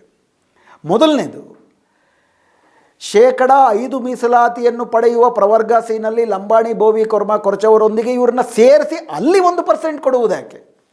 1% ಕೊಡುವುದೇ ಆದರೆ ಪ್ರತ್ಯೇಕವಾಗಿಯೇ 1% ಕೊಡ್ಬೋದಲ್ಲ, ಯಾಕೆ 5%ಅಲ್ಲಿ ಸೇರಿಸ್ತಿದ್ದೀರಿ? ಅಲ್ಲದಿರ ಈಗ 5 ಹುದ್ದೆಗಳ ಒಂದು ಹುದ್ದೆ ಅಲೆಮಾರಿಗಳು ಸಿಗಬೇಕು ಅಂದರೆ ಕನಿಷ್ಠ 5 ಹುದ್ದೆ ಪ್ರವರ್ಗ ಸಿನಲ್ಲಿ ಇರಬೇಕು. 4 ಆಯಿತು ಅಂತ ಇಟ್ಕೊಳ್ರಿ, ಸಿಗದೇ ಇಲ್ಲ ಅಲೆಮಾರಿಗಳಿಗೆ. ಅಥವಾ ಪ್ರವರ್ಗ ಸಿನಲ್ಲಿ ಇರುವ ಹುದ್ದೆ, ಇದರಲ್ಲಿ ಇನ್ನೊಂದು ಅಂಶವನ್ನು ಸೇರಿಸಿದ್ದಾರೆ ಮುಂದುವರೆದು, ಮತ್ತು ಪರಂತು ಪ್ರವರ್ಗ ಸಿಯಲ್ಲಿನ ಈ 59 ಜಾತಿಗಳಡಿ ಯಾವುದೇ ಅರ್ಹ ಅಭ್ಯರ್ಥಿಗಳು ಲಭ್ಯವಿಲ್ಲದಿದ್ದರೆ, ಅಂದರೆ 59 ಅಲೆಮಾರು ಜಾತಿಗಳು ಅತ್ಯಂತ ಹಿಂದುಳಿದವರು. ಯಾವ ರೀತಿ ಹಿಂದುಳಿದಿದ್ದಾರೆ? ತಮ್ಮ ಪರದೆಯ ಮೇಲೆ ನಾಗಮೋಹನ್ ದಾಸ್ ವರದಿ ಕೊಟ್ಟಿರುವಂಥ ಒಂದು ಕೋಷ್ಟಕವೇ ಬರುತ್ತೆ. ಸಮೀಕ್ಷೆಯ ಫಲಿತಾಂಶಗಳು ಜನಸಂಖ್ಯೆವಾರು ಗುಂಪುಗಳಲ್ಲಿ ನಿಂತಿದೆ ಅಂತ ತಾವು ಗಮನಿಸ್ಬೋದು. ಅದರಲ್ಲಿ 15ನೇ ಐಟಮ್ ನೋಡಿ, ಸರ್ಕಾರಿ ಉದ್ಯೋಗಗಳು ಅಲೆಮಾರಿಗಳು 4490, ಗುಂಪು ಡಿನಲ್ಲಿರೋ ಲಂಬಾಣಿ, ಬೋವಿ, ಕೊರ್ಮ, ಕೊರಚ 36,697. ಅವರವರ ಜನಸಂಖ್ಯೆಗೆ ಹೋಲಿಸಿ ನೋಡಿದ್ರೆ ಲಂಬಾಣಿ, ಬೋವಿ, ಕೊರಮ, ಕೊರಚ ಅವರ ಜನಸಂಖ್ಯೆ ಅನುಪಾತಕ್ಕೆ 1.28 ಉದ್ಯೋಗವನ್ನು ಪಡ್ಕೊಂಡಿದ್ದಾರೆ. ಅಲೆಮಾರಿಗಳು 0.7 ಮಾತ್ರ ಪಡ್ಕೊಂಡಿದ್ದಾರೆ. ಇದಲ್ದಿರ ನೀವು ಶೇಕಡಾ ಪ್ರಮಾಣ ಯಾರ್ಯಾರು ಸ್ಕೂಲಲ್ಲಿ ಎಷ್ಟು ಜನ ಇದ್ದಾರೆ ಅಥವಾ ಒಂದು ಕೋಷ್ಟಕ ತಮ್ಮ ಮುಂದೆ ಬರುತ್ತೆ, ತಾವು ಅದನ್ನು ನೋಡ್ಬೋದು. PUC ತೇರ್ಗಡೆ ಆಗಿರೋರನ್ನ ನೀವು ನೋಡಿದ್ರೆ ಕೇವಲ 6% ಅಲೆಮಾರಿಗಳು, ಲಂಬಾಣಿ, ಬೋವಿ, ಕೊರ್ಮ, ಕೊರಚ 9.12. ಪದವಿ ಪಡೆದವರು ಬರೀ 3.6%, ಲಂಬಾಣಿ, ಬೋವಿ, ಕೊರ್ಮ, ಕೊರಚ 5.6%, 2 ಪಟ್ಟು. ಇಂಜಿನಿಯರಿಂಗ್ ಬರೀ 0.193, ಆದರೆ 2 ಪಟ್ಟು 1.23 ಲಂಬಾಣಿ, ಬೋವಿ, ಕೊರ್ಮ, ಕೊರಚ. ಇದು ಬ್ರಾಹ್ಮಣರಿಗೆ ಹೋಲಿಸಿದ್ರೆ ಲಂಬಾಣಿ, ಬೋವಿ, ಕೊರ್ಮ, ಕೊರಚನೂ ಕಡಿಮೆನೆ. ಆದರೆ ಆ ಸಮುದಾಯಗಳ ಒಳಗಡೆ ಹೋಲಿಸಿದ್ರೆ ವಿದ್ಯಾರ್ಥಿ ನಿಲಯದಲ್ಲಿ 0.19 ಅಲೆಮಾರಿಗಳು, 0.28 ಲಂಬಾಣಿ, ಬೋವಿ, ಕೊರಚ ಅಂದರೆ 2 ಪಟ್ಟು. ಅಂದರೆ ಆಡಳಿತಾತ್ಮಕ ಪ್ರಾತಿನಿಧ್ಯದಲ್ಲಿರ್ಬೋದು, ಶಿಕ್ಷಣದಲ್ಲಿರ್ಬೋದು ಪೈಪೋಟಿ ಮಾಡುವುದಕ್ಕೆ ಸಾಧ್ಯವಿಲ್ಲ ಇವ್ರ ಜೊತೆ. ಈಗ ನೀವೇನು ಸೇರಿಸ್ತೀರಿ ಇದರಲ್ಲಿ? ಪರಂತು ಪ್ರವರ್ಗ ಸಿಯಲ್ಲಿನ ಈ 59 ಜಾತಿಗಳಡಿ ಯಾವುದೇ ಅರ್ಹ ಅಭ್ಯರ್ಥಿಗಳು ಲಭ್ಯವಿಲ್ಲದಿದ್ದರೆ ಅಂಥ ಹುದ್ದೆಗಳು ಅಥವಾ ಸ್ಥಾನಗಳನ್ನು ಮೇಲೆ ಹೇಳಿದ 4 ಅಂದರೆ ಲಂಬಾಣಿ, ಬೋವಿ, ಕೊರ್ಮ, ಕೊರಚಾಗ ಅದನ್ನು ಶಿಫ್ಟ್ ಮಾಡಿಬಿಡಿ. 1% ಅಂತ ಪ್ರತ್ಯೇಕವಾಗೇ ಇದ್ದರೆ ಏನಾಗ್ತಿತ್ತು? ಅಲೆಮಾರಿ, ಬೋವಿ, ಅಲೆಮಾರಿಗಳ 59 ಜಾತಿಗಳಲ್ಲಿ ಈ ಸಾಲಿನಲ್ಲಿ ಯಾರೂ ಇಲ್ಲ ಅಂತಂದರೆ ಅದು ಬ್ಯಾಕ್ಲಾಗ್ ಆಗಿ ಅದೇ ಗ್ರೂಪ್ಗೆ ಮುಂದುವರಿತಿತ್ತು. ಇವತ್ತು ಯಾರೋ PUC ಸೇರಿದ್ದಾನೆ, 2 ವರ್ಷ ಆದಮೇಲೆ ಅವ್ನು ಡಿಗ್ರಿ ಮುಗಿಸ್ತಾನೆ, ಅವನು ಅರ್ಹ ಆಗ್ತಿದ್ದ, ಅವ್ನಿಗೆ ಅಲೆಮಾರಿಗೆ ಸಿಗ್ತಿತ್ತು. ಇಲ್ಲೇನಾಗುತ್ತೆ, ಈ ವರ್ಷ ಇಲ್ಲಿ ಯಾರೂ ಇಲ್ಲ ಅಂತಂದರೆ ಅದು ಲಂಬಾಣಿ, ಬೋವಿ, ಕೊರ್ಮ, ಕೊರಚ ಅವ್ರ ಪಾಲಾಗುತ್ತೆ. ಯಾಕಂತಂದರೆ ಸಹಜವಾಗಿಯೇ ಹೋಲಿಕೆಯಲ್ಲಿ ಅಲೆಮಾರಿಗಳಿಗಿಂತ ಶೈಕ್ಷಣಿಕವಾಗಿ ಮುಂದುವರೆದಿದ್ದಾರೆ, ಈ ಕಾರಣಕ್ಕಾಗಿ ಅದು ಅವ್ರ ಪಾಲಾಗುತ್ತೆ. ಇದಕ್ಕಿಂತ ದೊಡ್ಡ ಅನ್ಯಾಯ ಮತ್ತೊಂದಿರುತ್ತಾ? ಇನ್ನೊಂದೇನು ಹೇಳ್ತಿದ್ದಾರೆ, ಉಪವರ್ಗೀಕರಣದ ಮಾರ್ಪಾಡು ಮಾಡ್ತೀವಿ, ಶಾಶ್ವತ ಆಯೋಗವನ್ನು ನಾವು ನೇಮಕ ಮಾಡ್ತೀವಿ. ಶಾಶ್ವತ ಆಯೋಗಕ್ಕೆ ಕಾಲಕ್ಕೆ ಹೇಳ್ತಿರೋದೇನು, ಸರ್ಕಾರದಿಂದ ಹೊಸ ದತ್ತಾಂಶ ಅಥವಾ ಮಾಹಿತಿಗಳನ್ನು ಸ್ವೀಕರಿಸಿದ ತರುವಾಯ ಯಾರು ಕೊಡ್ತಾರೆ ಈ ಮಾಹಿತಿಗಳನ್ನು? ಆಯೋಗವೇ ಅಧ್ಯಯನ ಮಾಡಬೇಕು. ಈಗ ನಾಗಮೋಹನ್ ದಾಸ್ ಈ ಅಧ್ಯಯನ ಮಾಡಿದೆ. ಇದಕ್ಕಿಂತ ವಿಶೇಷ ಅದೇನು ನಿಮಗೆ ಸಿಗುತ್ತೆ? ಆ ಅಧ್ಯಯನವನ್ನು ನೀವೇನು ಮಾಡ್ತೀರಿ? ಬಲಿಷ್ಠರ ಒತ್ತಡದ ಕಾರಣಕ್ಕಾಗಿ ಅದನ್ನು ನಿರಾಕರಿಸಿದ್ರಿ. ಅಂದರೆ ಸ್ವೀಕರಿಸಿದ ತರುವಾಯ ದತ್ತಾಂಶವನ್ನು ವಿಶ್ಲೇಷಿಸಲು ಮತ್ತು ಅಗತ್ಯವಿದ್ದಲ್ಲಿ ಅನುಸೂಚಿತ ಜಾತಿಗಳ ಸದಸ್ಯರಿಗೆ ಅವಶ್ಯಕ ಮಾರ್ಪಾಡುಗಳನ್ನು ಶಿಫಾರಸು ಮಾಡಲು ಕರ್ನಾಟಕ ರಾಜ್ಯದ ಅನುಸೂಚಿತ ಜಾತಿಗಳು ಮತ್ತು ಅನುಸೂಚಿತ ಬುಡಕಟ್ಟುಗಳ ಆಯೋಗಕ್ಕೆ ಕಳುಹಿಸತಕ್ಕದ್ದು. ಬುಡಕಟ್ಟು ಆಯೋಗಕ್ಕೆ ನೀವು ಕಳಿಸ್ತೀರಿ, ಅವರು ಮಾರ್ಪಾಡು ಮಾಡೋಕ್ಕೆ ಶಿಫಾರಸು ಮಾಡ್ತಾರೆ, ಸರ್ಕಾರ ಅದನ್ನು ಅನುಷ್ಠಾನಕ್ಕೆ ತರುತ್ತಾ? ಉದಾಹರಣೆಗೆ ಇದೇ ಬಗೆಯ ಒಂದು ಏರ್ಪಾಡು ಹಿಂದುಳಿದ ವರ್ಗಗಳ ಮೀಸಲಾತಿಯ ಬಗ್ಗೆನೂ ಇದೆ. ಒಂದು ಪರ್ಮನೆಂಟ್ ಕಮಿಷನ್, ಹಿಂದುಳಿದ ವರ್ಗಗಳ ಮೀಸಲಾತಿಯ ಶಾಶ್ವತ ಆಯೋಗವನ್ನು ನೇಮಕ ಆಗುತ್ತೆ. ಪ್ರತಿ 10 ವರ್ಷಕ್ಕೊಂದ್ಸತಿ ಅದು ತನ್ನ ವರದಿಯನ್ನು ಕೊಡಬೇಕು.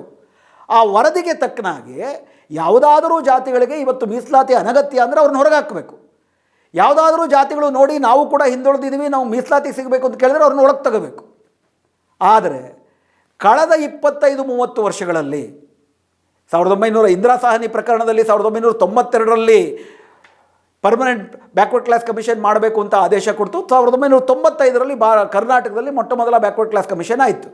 1995ರಿಂದ 2025 ತನಕ ಕಾಲಕ್ಕೆ ಅವರು ಕೊಟ್ಟಿರುವಂಥ ಕಳೆದ 30 ವರ್ಷದ ವರದಿಗಳಲ್ಲಿ ಯಾವುದಾದರೂ ಒಂದು ಹಿಂದುಳಿದ ಜಾತಿಗಳು ಸಾಪೇಕ್ಷವಾಗಿ ಮುಂದುವರೆದಿದೆ ಅಂತ ಹೊರಗೆ ಹಾಕುವ ಅಥವಾ ಯಾರನ್ನಾದರೂ ಹೊಸದಾಗಿ ಸೇರಿಸುವ ಯಾವುದಾದರೂ ಒಂದನ್ನು ಮಾಡೋದಕ್ಕೆ ಸಾಧ್ಯ ಆಗಿದೆಯಾ? ಮುಂದುವರೆದವರ ಮೀಸಲಾತಿ ಪ್ರಮಾಣವನ್ನು ಹಿಂದುಳಿದ ಜಾತಿಗಳಲ್ಲಿ ಯಾವುದೇ ಸರ್ಕಾರ, ಕಾಂಗ್ರೆಸ್ ಆಗಲಿ BJP ಆಗಲಿ, ಕಡಿಮೆ ಮಾಡುವಂತಹ ಒಂದು ಶಕ್ತಿಯನ್ನು, ರಾಜಕೀಯ ಇಚ್ಛಾಶಕ್ತಿಯನ್ನು ತೋರಿದೆಯಾ?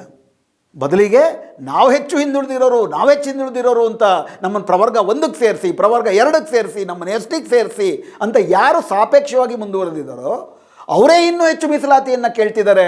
ಧ್ವನಿ ಇಲ್ಲದವರು ತಮ್ಮ ತಟ್ಟೆನಲ್ಲಿ ಈ ಬಲಿಷ್ಠರು ಬಂದು ತಟ್ಟೆಯಲ್ಲಿ ಕಸ್ಕೊಂಡು ಅನ್ನ ತಿಂತಿದ್ರು ಕೂಡ ದಿಗ್ಭ್ರಾಂತರಾಗಿ ನಿಂತಿದ್ದಾರೆ.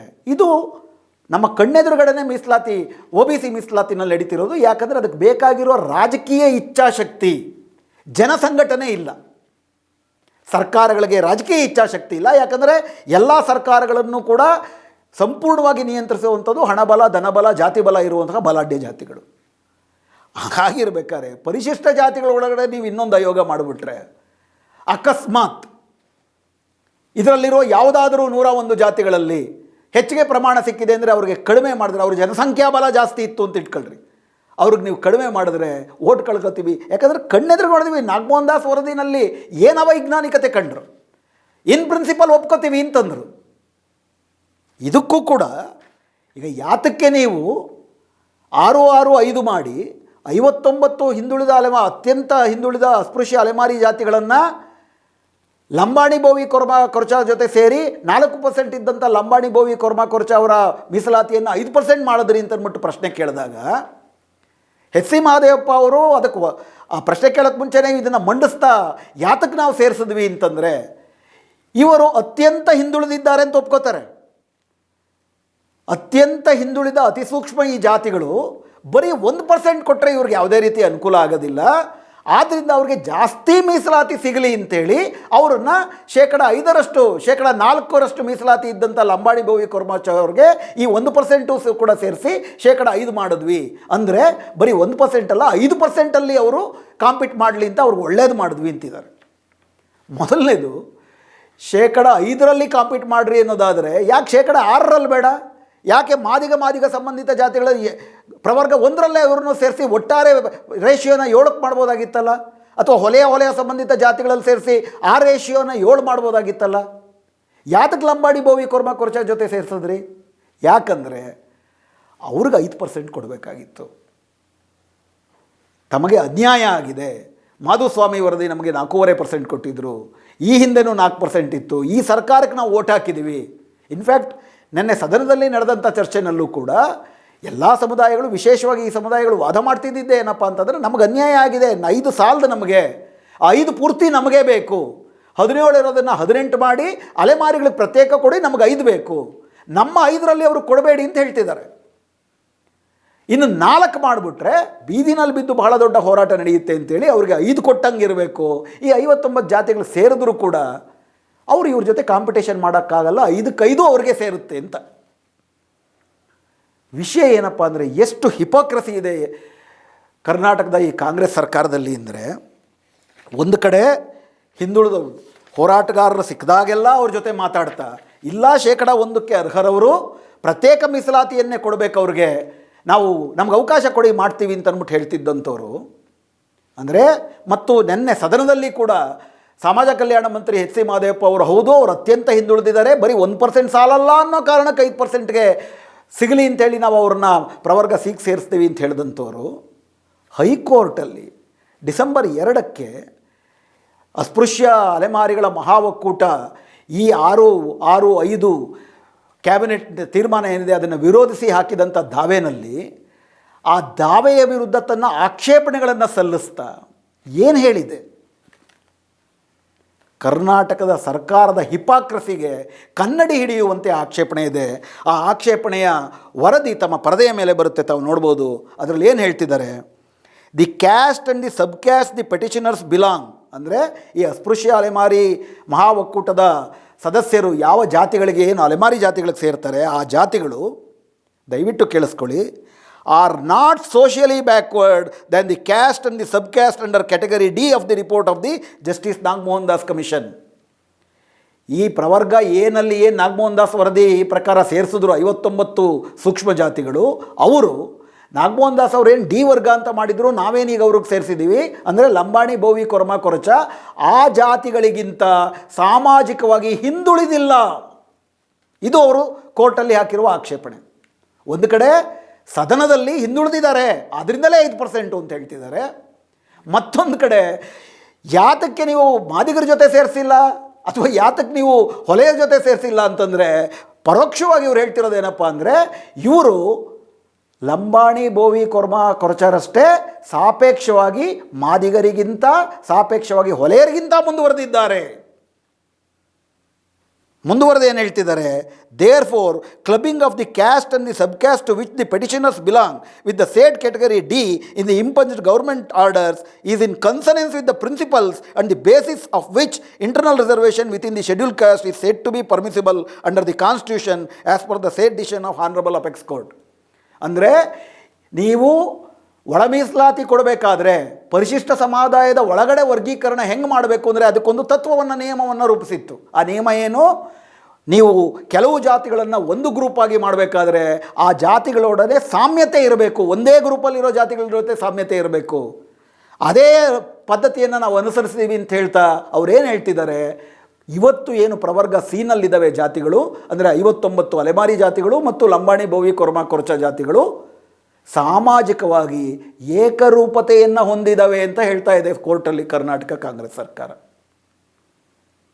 ಒಂದು ಕಡೆ ಅತ್ಯಂತ ಹಿಂದುಳಿದಿದ್ದಾರೆ. ನಾಗಮೋಹನ್ ದಾಸ್ ವರದಿ ಭಾಳ ಸ್ಪಷ್ಟವಾಗಿ ಅದನ್ನು ಸಾಬೀತು ಮಾಡುತ್ತೆ. ನಾಗಮೋಹನ್ ದಾಸ್ ವರದಿ ಮಾತ್ರ ಅಲ್ಲ, ಮೌಖಿಕವಾಗಿ ಹೋರಾಟಗಾರರ ಜೊತೆ ಕರ್ನಾಟಕ ಕಾಂಗ್ರೆಸ್ ಸರ್ಕಾರ ಹೇಳ್ಕೊಂಡ್ಬರ್ತಿದ್ದು ಅದೇ, ಸದನದಲ್ಲಿ ಸಾಕ್ಷಾತ್ ಎಚ್ ಸಿ ಮಹದೇವಪ್ಪ ಸಮಾಜ ಕಲ್ಯಾಣ ಮಂತ್ರಿ ಹೇಳಿದ್ದು ಅದೇ. ಯಾತಕ್ಕೆ ನೀವು ಅವ್ರನ್ನ 5% ಇರುವ ಗ್ರೂಪ್ ಸಿಗೆ ಸೇರಿಸಿದ್ದೀರಿ ಅಂತಂದರೆ ಅತ್ಯಂತ ಹಿಂದುಳಿದವರು ಬರೀ 1% ಇಟ್ಕೊಂಡು ಏನು ಮಾಡ್ತಾರೆ ಅನ್ನೋ ಕಾರಣಕ್ಕೆ. ಈಗ ನೀವು ಇದನ್ನು ಮಾಡಿ, ಇಲ್ಲ ನಮಗೆ ಟೈಮ್ ಕೊಡಿ, ಇನ್ನೊಂದು ಸಮಿತಿ ಮಾಡಿದಾಗ ಅವಾಗ ಮಾಡ್ತೀವಿ ಅಂತಂದರೆ ಅವಾಗ ನಿಮ್ಮದು ಡಿಕ್ಕಿ ಹೊಡೆಯುತ್ತೆ. ಈಗ ಕೋರ್ಟಿನಲ್ಲಿ ಇದನ್ನು ನೀವು ಸಮರ್ಥಿಸ್ಕೋಬೇಕು. ಇವತ್ತು ಲಂಬಾಡಿ, ಬೋವಿ, ಕೊರ್ಮ, ಕೊರಚ ಜಾತಿಗಳೇ ಈ 59 ಅಲೆಮಾರಿ ಜಾತಿಗಳನ್ನ ಯಾತಕ್ಕೆ ನಮ್ಮ ಜೊತೆ ಸೇರಿಸಿದ್ರಿ? ಯಾತಕ್ಕೆ ಮಾದಿಗರ ಜೊತೆ, ಹೊಲೆಯವ್ರ ಜೊತೆ ಸೇರಿಸಲಿಲ್ಲ? ನಮ್ಮ ಗ್ರೂಪಲ್ಲಿ ಯಾಕೆ ಸೇರಿಸಿದ್ರಿ ಅನ್ನೋ ಪ್ರಶ್ನೆಯನ್ನು ಎತ್ತಿದಾಗ ಸರ್ಕಾರದ ವಾದ ಏನಿರುತ್ತೆ? ಅವಾಗ ವಾದ ಅವ್ರೇನು ಮಾಡಬೇಕು? ಇಲ್ಲ ಈ 59 ಸೂಕ್ಷ್ಮ ಜಾತಿಗಳು ಮಾದಿಗರಿಗಿಂತ, ಹೊಲೆಯರಿಗಿಂತ ಮುಂದುವರೆದಿದ್ದಾರೆ ಅಂತ ಸಾಬೀತು ಮಾಡಬೇಕು. ಅಂದರೆ ನ್ಯಾಯದ ಪರವಾಗಿ ಗಟ್ಟಿಯಾಗಿ ನಿಲ್ಲದೆ, ತತ್ವಬದ್ಧವಾಗಿ ನಿಲ್ಲದೆ, ಹೊಂದಾಣಿಕೆ ರಾಜಕಾರಣ ಮಾಡಿಕೊಂಡು ಬಲಿಷ್ಠರನ್ನು ಓಲೈಸುವ ರಾಜಕಾರಣ ಮಾಡುವುದರ ಭಾಗವಾಗಿ ಅಲೆಮಾರಿಗಳಿಗೆ ನಂಬಿಸಿ ಮೋಸ ಮಾಡಿ ವಂಚನೆ ಮಾಡಿದೆ, ದ್ರೋಹ ಬಗೆದಿದೆ ಕರ್ನಾಟಕ ಕಾಂಗ್ರೆಸ್ ಸರ್ಕಾರ. ಬಿ ಜೆ ಪಿ ಇದಕ್ಕಿಂತ ಭಿನ್ನ ಅಂತಲ್ಲ. ಬಿ ಜೆ ಪಿ ಈ ಅವಕಾಶವನ್ನು ದುರ್ಲಾಭ ಮಾಡ್ಕೊಳ್ತಿದೆ. ಈಗ ತಾನೇನೋ ಸಿಕ್ಕಾಪಟ್ಟೆ ಅಲೆಮಾರಿಗಳ ಪರ ಅಂತಿದ್ದಾರೆ. ಇಡೀ ಆ ಹೋರಾಟದಲ್ಲಿ ನೀವು ನೋಡಿದ್ರೆ ಒಟ್ಟಾರೆ ಮೀಸಲಾತಿಯ ಪರವೇ ಅಲ್ಲ ಅವರು, ಅದು ಬೇರೆ ಪ್ರಶ್ನೆ. ಕಾಂಗ್ರೆಸ್ ಸರ್ಕಾರ ಇದೆ ಅನ್ನೋ ಕಾರಣಕ್ಕಾಗಿ ಅದನ್ನು ಮಾಡ್ಕೊಂಬಂದರು. ಯಾವತ್ತಿಗೂ ಇವರಾಗಿ ಇವರೇ ಸದಾಶಿವ ಆಯೋಗ ಜಾರಿ ಮಾಡೋದ್ರ ವಿಷಯದಲ್ಲೂ ಜಾರಿ ಮಾಡೋಕ್ಕಾಗ್ತಾನೆ ಇರಲಿಲ್ಲ ಸದಾಶಿವ ಆಯೋಗ, ಅದು ಬೇರೆ ಪ್ರಶ್ನೆ.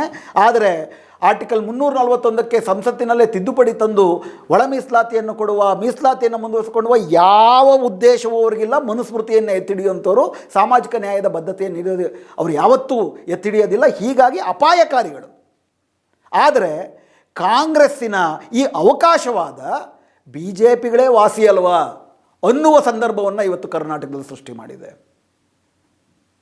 ಯಾವ ಅತ್ಯಂತ ಶೋಷಿತ ಜನಾಂಗ ತಮ್ಮನ್ನು ಸೈದ್ಧಾಂತಿಕವಾಗಿ ರಾಜಕೀಯವಾಗಿ ತುಳಿತಾರೋ ಅವರಿಂದ ದೂರ ಇರಬೇಕು, ಅವರೇ ತಮ್ಮ ಮಿತ್ರರು ಇವ್ರಿಗಿಂತ ವಾಸಿ ಎನ್ನುವ ರೀತಿಯಲ್ಲಿ ಕಾಂಗ್ರೆಸ್ನ ರಾಜಕಾರಣ ಇದೆ. ಈ ದೇಶದಲ್ಲಿ ಫ್ಯಾಸಿಸಮ್ ಗಟ್ಟಿ ಬೆಳೆಸ್ಕೊಂಡು ಶೋಷಿತರಲ್ಲೂ ತನ್ನ ನೆಲೆಯನ್ನು ಕೂಡ ಹೆಂಗೆ ಬೆಳೆಸ್ಕೊಳ್ತಿದೆ ಅನ್ನೋದಕ್ಕೆ ಕರ್ನಾಟಕದ ಅವಕಾಶವಾದಿ ಕಾಂಗ್ರೆಸ್ ರಾಜಕಾರಣ ಎತ್ತಿ ಹಿಡಿದಿರುವಂಥ ಒಂದು ಉದಾಹರಣೆ. ಈಗ ಫ್ಯಾಸಿಸಮ್ನ ಸೋಲಿಸಬೇಕು ಅನ್ನುವಂಥವರು ಕೂಡ ಕಾಂಗ್ರೆಸ್ಸಿನ ಈ ದ್ರೋಹದ ಬಗ್ಗೆ ಕಟಿಬದ್ಧವಾಗಿ ಸೈದ್ಧಾಂತಿಕವಾಗಿ ವಿರುದ್ಧ ನಿಂತು ಅಲೆಮಾರಿಗಳಿಗೆ ನ್ಯಾಯ ದಕ್ಕಿಸುವ ರೀತಿಯಲ್ಲಿ ಬೀದಿನಲ್ಲಿ ಅವರ ಜೊತೆಗೆ ನಿಲ್ಲಲಿಲ್ಲ ಅಂತಂದರೆ ಬಿ ಜೆ ಪಿನೇ ಕಾಂಗ್ರೆಸ್ಗಿಂತ ವಾಸಿ ಎನ್ನುವ ರಾಜಕೀಯವೇ ಗಟ್ಟಿ ಪಡೆದು ಫ್ಯಾಷಿಸಮ್ ಮತ್ತೆ ಅಧಿಕಾರಕ್ಕೆ ಬರುತ್ತೆ. ಪ್ರಗತಿಪರರ ಮೌನವೇ, ಕಾಂಗ್ರೆಸ್ನ ದ್ರೋಹದ ಬಗ್ಗೆ ಪ್ರಗತಿಪರರ ಮೌನವೇ ಈ ದೇಶದ ಈ ರಾಜ್ಯದಲ್ಲಿ ಫ್ಯಾಷಿಸಮ್ ಗಟ್ಟಿಯಾಗುವುದಕ್ಕೂ ಕಾರಣ ಆಗುತ್ತೆ. ಎಲ್ಲಕ್ಕಿಂತ ಮುಖ್ಯವಾಗಿ ಅಲೆಮಾರಿಗಳಿಗೆ ಅತಿ ದೊಡ್ಡ ದ್ರೋಹವಾಗುತ್ತೆ. ಕಾಂಗ್ರೆಸ್ ಸರ್ಕಾರ ಈ ರೀತಿ ವಂಚಿಸಿ, ವಂಚನೆ ಎದ್ದು ಕಾಣುತ್ತೆ. ಕಳೆದ ಜೂನ್ 4ರಿಂದ ಇವತ್ತಿನವರೆಗೂ ಸರ್ಕಾರ ನಡ್ಕೊಂಡಿರೋ ರೀತಿ ನೋಡಿದ್ರೆ ಉದ್ದಕ್ಕೂ ಕೂಡ ಅಲೆಮಾರಿಗಳಿಗೆ ನಂಬಿಸಿ ಮಾಡ್ತೀವಿ, ನಂಬಿ ಅಂತಲೇ ಅವ್ರಿಗೆ ಆಕ್ಷೇಪಣೆಗಳನ್ನ ಹಾಕಿರೋದು, ಕೊನೆಗೆ ಮಸೂದೆನಲ್ಲಿ ಅವ್ರು ಹೇಳಿರೋದು ಎರಡೂ ಕೂಡ. ಹೆಂಗಾಗತ್ತೆ? ನೀವು ಸಿ ವರ್ಗದಲ್ಲಿ ಅವ್ರನ್ನ ಸೇರಿಸಿ ಅದರಲ್ಲಿ ಇಲ್ಲ ಒಂದಾದರೂ ಮಾಡಬೇಕು. ಸಿ ವರ್ಗದಲ್ಲಿ ಕೊರಚ ಲಂಬಾಣಿ ಬೋವಿಗಳನ್ನು ಭರ್ತಿ ಮಾಡುವುದಕ್ಕೆ ಮುಂಚೆ ಅಲೆಮಾರಿಗಳಲ್ಲಿ ಭರ್ತಿ ಮಾಡಬೇಕು ಅಂತ ನೀವು ಹಾಕಿದ್ರೆ ಆಗ ಒಂದು ಆದ್ಯತೆ ಮೇರೆಗೆ ಸಿಗುತ್ತೆ. 5ರಲ್ಲಿ 1 ಇವ್ರಿಗೆ ಸಿಗಬೇಕು ಅಂತಂದರೆ 4 ಅವ್ರದ್ದು ಭರ್ತಿ ಆದಮೇಲೆ ಇವ್ರಿಗೆ ಸಿಗಬೇಕು. 4 ಇದ್ದರೆ ಏನು ಮಾಡ್ತೀರಿ? 5ರಲ್ಲಿ ಆ ವರ್ಷ ಯಾರೂ ಇಲ್ಲ, ಮುಂದಿನ ವರ್ಷ ಬರ್ತಾರೆ. ಆದರೆ ಆ ವರ್ಷ ಯಾರೂ ಇಲ್ಲ ಅಂದರೆ ಇದು ಬ್ಯಾಕ್ಲಾಗ್ ಆಗೋದೇ ಇಲ್ಲ ಅಲೆಮಾರಿಗಳಿಗೆ. ಅದು ಲಂಬಾಡಿ ಬೋವಿ ಕೊರಚ ಅವರ ಪಾಲಾಗುತ್ತೆ. ಯಾವುದೇ ರೀತಿಯಲ್ಲಿ ನೋಡಿದ್ರೂ ಕೂಡ ಮೂಗಿಗೆ ತುಪ್ಪ ಸವರಿ, ನಾವೇನೋ ನಿಮ್ಮ ಜೊತೆಗಿದ್ದೀವಿ ಅನ್ನೋ ಥರ ಮೂಗಿಗೆ ತುಪ್ಪ ಸವರಿಸುವ ರೀತಿಯಲ್ಲಿ ದ್ರೋಹ ಬಗೆದಿದ್ದಾರೆ. ಮುಂದೆ ಕ್ಯಾರೆಟ್ ಇಟ್ಟು ಅಲ್ಲಿ ಕೊಡ್ತೀವಿ ಬನ್ನಿ, ಇಲ್ಲಿ ಕೊಡ್ತೀವಿ ಬನ್ನಿ ಅಂತೇಳಿ ಶೋಷಣೆ ಮಾಡಿದ್ದಾರೆ. ಈ ಶೋಷಣೆ ಮಾಡಿರುವ ದುರ್ಲಾಭವನ್ನು ಅತ್ಯಂತ ಅಪಾಯಕಾರಿ ಬಿ ಜೆ ಪಿ ಬಳಸ್ಕೊತಾ ಇದೆ.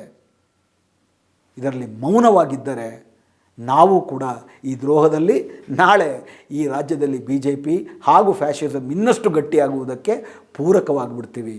ಎಚ್ಚೆತ್ತುಕೊಳ್ಳೋಣ, ಅಲೆಮಾರಿಗಳ ಜೊತೆ ನಿಲ್ಲೋಣ, ನ್ಯಾಯದ ಪರವಾಗಿ ನಿಲ್ಲೋಣ. ಇನ್ನು ಉಳಿದಂತೆ ಮಾದಿಗ ಹೊಲೆಯರ ಮೀಸಲಾತಿಗಳಲ್ಲೂ ಕೂಡ ಇನ್ನೂ ಬಡ್ತಿಯ ಮೀಸಲಾತಿ ಬಗ್ಗೆ ಕ್ಲಾರಿಟಿ ಇಲ್ಲ ಅದರಲ್ಲಿ. ಹಾಗೂ ಒಂದು ವರ್ಗದಲ್ಲಿ ಮೀಸಲಾತಿ ಉಳೀತು ಅಂತಂದರೆ ಅದೇ ವರ್ಗಕ್ಕೆ ಮುಂದುವರಿಯೋದ್ರ ಬಗ್ಗೆನೂ ಸ್ಪಷ್ಟತೆ ಇಲ್ಲ.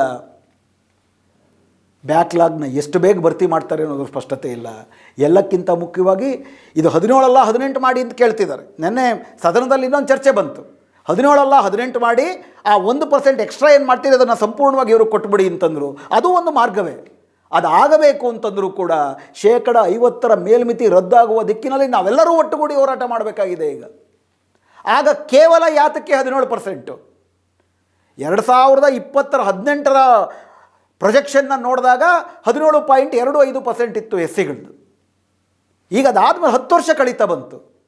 ಈಗೇನಿಲ್ಲ ಅಂದರೂ ಕೂಡ 18ರಿಂದ 19% ಇರುತ್ತೆ. ಆಗ ಯಾತಕ್ಕೆ 19% ರಿಸರ್ವೇಷನ್ ಬೇಡ?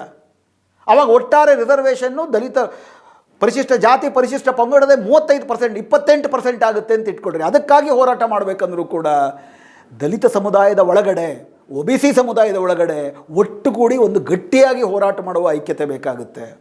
ಇವರು ಮಾಡಿರೋದು ಆ ಐಕ್ಯತೆಯನ್ನು ಭಂಗ ತರುವ ರೀತಿಯಲ್ಲಿ. ನಾಳೆ ಬಿ ಜೆ ಪಿ ಕೂಡ ಈ ಐಕ್ಯತೆಯನ್ನು ಮುರಿಯುವ ರೀತಿಯಲ್ಲಿ ಅವ್ರಿಗೆ ಮೀಸಲಾತಿ ಬೇಡ, ಅವರೊಂದು ಬ್ರಾಹ್ಮಣಶಾಹಿ ಜಾತಿ ವ್ಯವಸ್ಥೆಯನ್ನು ಜಾರಿಗೆ ತರಬೇಕಂತಿರೋದು. ಅದಕ್ಕೆ ಬಲಿಯಾಗದಂತೆ ಮತ್ತು ಎಲ್ಲಕ್ಕಿಂತ ಹೆಚ್ಚಾಗಿ ಮೀಸಲಾತಿ ಪ್ರಯೋಜನಕ್ಕೆ ಬರೋದು ಯಾವಾಗ? ಸರ್ಕಾರಿ ಶಿಕ್ಷಣ ಮತ್ತು ಸರ್ಕಾರಿ ಉದ್ಯೋಗ ಇದ್ದಾಗ. ಈಗಾಗಲೇ ಇದೇ ಬೆಳಗಾವಿ ಅಧಿವೇಶನದಲ್ಲಿ ಸರ್ಕಾರವೇ ಹೇಳಿದಾಗ 2,84,000 ಉದ್ಯೋಗಗಳು ಖಾಲಿ ಬಿದ್ದಿದ್ದಾವೆ. ಆ 2,84,000ದಲ್ಲಿ 17% ಅಂತಂದರೆ ಹೆಚ್ಚು ಕಡಿಮೆ 70,000 ಉದ್ಯೋಗ. ಆ 70,000 ಉದ್ಯೋಗಗಳು ದಲಿತರಿಗೆ ಸಿಗಬೇಕಾಗಿರೋದು ಖಾಲಿ ಬಿದ್ದಿದ್ದಾವೆ. ಯಾತಕ್ಕೆ ಅದನ್ನು ಭರ್ತಿ ಮಾಡ್ತಿಲ್ಲ? ಯಾವ ಕಾರಣಕ್ಕೂ ಸರ್ಕಾರ ಈ ರೀತಿ ಸಂಬಳ ಕೊಡೋ ಉದ್ಯೋಗಗಳನ್ನು ಸೃಷ್ಟಿ ಮಾಡಬಾರ್ದು. ನೀವು ಸಂಬಳಕ್ಕೆ ನಿಮ್ಮ ಇದನ್ನು ಜಾಸ್ತಿ ಮಾಡಿದ್ರೆ ಬೇರೆ ಟಾಟಾ, ಬಿರ್ಲಾ, ಅದಾನಿ, ಅಂಬಾನಿಗಳಿಗೆ ಉದಾಹರಣೆಗೆ ಏನು 44,000 ಕೋಟಿ ರೂಪಾಯಿ ಸಬ್ಸಿಡಿ ಕೊಟ್ಟರು ಟಾಟಾದವ್ರಿಗೆ, ಯಾವ ದುಡ್ಡನ್ನು ತೆಗೆದುಕೊಂಡು ನರೇಗಾ ದುಡ್ಡನ್ನ ಕಡ್ದಾಕಿ ನರೇಗಾನ ಇವತ್ತು ಜಿ ಅಂತ ಮಾಡಿ ಅಲ್ಲಿ ಕೇಂದ್ರ ಸರ್ಕಾರ 25,000 ಕೋಟಿ ರೂಪಾಯಿ ಉಳಿಸ್ಕೊಂಡು 44,000 ಕೋಟಿ ರೂಪಾಯಿ ಸಬ್ಸಿಡಿ ಕೊಟ್ಟರು ಟಾಟಾಗಳಿಗೆ. ಇಲ್ಲಿ ಸರ್ಕಾರಿ ಶಾಲೆಗಳನ್ನ ಮುಚ್ಚಾಕ್ತಾ KPS ಅನ್ನೋ ಹೆಸರಲ್ಲಿ 70,000 ಸರ್ಕಾರಿ ಶಾಲೆ ಉಪಾಧ್ಯಾಯರನ್ನ ನೋಂದಾವಣೆ ಮಾಡ್ಕೋದಿರ ಅದರಲ್ಲಿ ಉಳಿಯುವಂಥ 7,000 ಕೋಟಿ ರೂಪಾಯಿನ ಸಿದ್ದರಾಮಯ್ಯ ಸರ್ಕಾರ ಫಾಲ್ಕನ್ ಅನ್ನುವ ಚಿಪ್ ಉತ್ಪಾದನಾ ಕಂಪ್ನಿಗೆ ಒಂದೇ ಕಂಪ್ನಿ ಕೊಟ್ಟಿದೆ 7,000 ಕೋಟಿ ರೂಪಾಯಿ. ಅಡ್ಮಿನಿಸ್ಟ್ರೇಟಿವ್ ರಿಫಾರ್ಮ್ಸ್ ಕಮಿಷನ್ ಅಂತ ಮಾಡಿ ಸರ್ಕಾರ ಉದ್ಯೋಗಗಳನ್ನು ಕಡಿಮೆ ಮಾಡಬೇಕು, ಶಾಲೆಗಳನ್ನು ಮುಚ್ಚಬೇಕು. KPS ಅದಕ್ಕೆ ದೊಡ್ಡ ಉದಾಹರಣೆ. ಇದರ ವಿರುದ್ಧವೂ ಗಟ್ಟಿಯಾಗಿ ನಾವು ಹೋರಾಟ ಮಾಡಬೇಕಂತಂದರೆ ನಮ್ಮೆಲ್ಲ ದಲಿತ, OBC, ಪ್ರಗತಿಪರ ಸಮುದಾಯಗಳ ನಡುವೆ ಗಟ್ಟಿಯಾದ ಐಕ್ಯತೆ, ನಮ್ಮ ಶತ್ರುವಿನ ಬಗ್ಗೆ ಸ್ಪಷ್ಟತೆ. ಅತ್ಯಂತ ಅಪಾಯಕಾರಿಯಾದಂಥ BJP, ಅತ್ಯಂತ ಅವಕಾಶವಾದಿಯಾಗಿ ಫ್ಯಾಷಿಸಮ್ಗೆ ಪೂರಕವಾಗಿ ನಡೆದುಕೊಳ್ಳುವ ಕಾಂಗ್ರೆಸ್, ಇವರು ಯಾರೂ ನಮ್ಮ ಮಿತ್ರರಲ್ಲ. ನಮ್ಮ ಒಗ್ಗಟ್ಟು ಬೀದಿಯಲ್ಲಿ ನಡೆಸುವ ಹೋರಾಟ, ನಾವೆಲ್ಲರೂ ಅಣ್ತಮ್ಮಂದ್ರು ಅನ್ನೋ ಬಂಧುತ್ವ, ಇದು ಮಾತ್ರ ನಮಗೆ ನಾಳೆ ಮಾರ್ಗ ತೋರಿಸಬಲ್ಲದು. ಅಂಥ ಗಟ್ಟಿಯಾದಂಥ ಐಕ್ಯತೆ ನಾವು ಕಟ್ಕೊಳ್ಬೇಕು ಅಂತಂದರೆ ಕಣ್ಣೆದುರಿಗೆ ನಡೀತಿರೋ ಅನ್ಯಾಯವನ್ನು ಯಾವುದೇ ಮುಲಾಜಿಲ್ಲದೆ ಖಂಡಿಸುವ, ಶೋಷಿತರ ಪರವಾಗಿ ನಿಲ್ಲುವ ಬದ್ಧತೆಯನ್ನು ನಾವೆಲ್ಲರೂ ತೋರುವ ಅಗತ್ಯವಿದೆ. ಅಲೆಮಾರಿಗಳಿಗೆ ನ್ಯಾಯ ಸಿಗಲಿ. ಒಳ ಮೀಸಲಾತಿಯಲ್ಲಿ ಏನೊಂದು ಕಾನೂನು ತಂದಿದ್ದಾರೆ ಅದರಲ್ಲಿ ಇನ್ನೂ ಇರುವ ಹೊಲೆಯ, ಮಾದಿಗ, ಲಂಬಾಣಿ, ಬೋವಿ, ಕೊರಮ, ಕೊರಚ ಸಮುದಾಯಗಳಿಗೆ ಇನ್ನೂ ಕೂಡ ತೃಪ್ತವಾಗಬೇಕಾಗಿರೋ ಕೆಲವು ಕ್ಲಾಸ್ಗಳು ಸೇರಬೇಕಾಗಿದೆ. ಅದು ಸೇರಲಿ. ಎಲ್ಲಕ್ಕಿಂತ ಮುಖ್ಯವಾಗಿ ಅಲೆಮಾರಿಗಳಿಗೆ ಪ್ರತ್ಯೇಕವಾದಂಥ 1% ಮೀಸಲಾತಿ ದಕ್ಕುವಂತೆ ಎಲ್ಲರೂ ಒಟ್ಟುಗೂಡಿ ಹೋರಾಟ ಮಾಡೋಣ ಅಂತ ಭಾವಿಸ್ತಾ, ಆ ಅಭಿಪ್ರಾಯದ ಬಗ್ಗೆ ನಿಮ್ಮ ಅಭಿಪ್ರಾಯವನ್ನು ನಿರೀಕ್ಷಿಸ್ತಾ ಇವತ್ತಿನ ಈ ಸಂಚಿಕೆಯಲ್ಲಿ ನಿಲ್ಲಿಸ್ತಿದ್ದೀನಿ. ನಮಸ್ಕಾರ.